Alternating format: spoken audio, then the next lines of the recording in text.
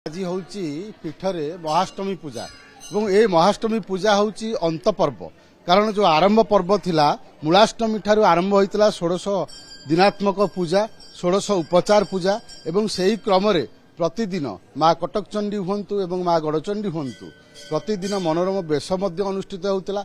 आज माँ गड़चंडी महालक्ष्मी बेश भक्त को दर्शन देउचंती एवं माँ कटकचंडी आज अपराह्न महाकाली बेश अनुष्ठित हेबो एवं आज हूँ अंत पर्व एवं यही अंत पर्व माँ महाष्टमी पूजा शेष पूजा अनुष्ठित हेबो। आपण देखि पारथिबे चंडी पाठ चली एवं ये शेष पूजा एवं आज जेहेतु अष्टमी माँ महाकाली बेश दर्शन देवे एवं आज रात्र माँ गड़चंडी पीठरे जो पूजा अनुष्ठित हो विशेष रीतिनीति अनुसार से पूजार माँ महाकाली बेश दर्शन देवे। ये शेष पर्व एवं चंडी पाठ करा जाउची भक्त श्रद्धालु माने भिड़ जहाँ थिला धीरे धीरे बढ़ुची कारण जो माने विशेष कर व्रत करी जो माने यही षोल पूजा समय उपवास करी विशेष भाव में मंदिर को आगमन थाए। आम सहित चंडी पाठक अच्छा गड़चंडी मंदिर तांकोरु प्रतिक्रिया नवा ये शेष पर्व में केमिति कौन चली पूजा रीतिनीति चंडी पाठ से संपर्क में आलोचना कर। सर्वमंगल मांगल्ये शिवे सर्वार्थ साधिके शरण्ये त्र्यंबके गौरी नारायणी नमस्ते।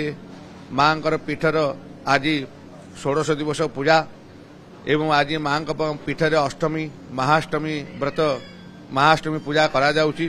सकाळु मंदिर रे आमर मां पाखे माजणा मंगल आरती एवं मां आज महालक्ष्मी बेश भक्त मान को दर्शन देउछंती।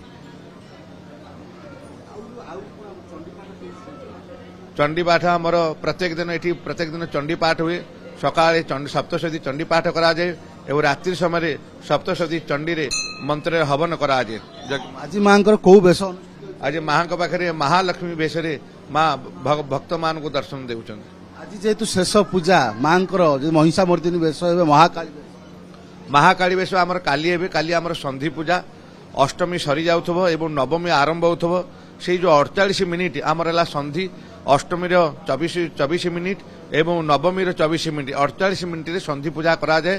काली संध्या समय आमर संधि पूजा हेबो एवं सेठी महाकाली रूप में भक्त मान दर्शन देव।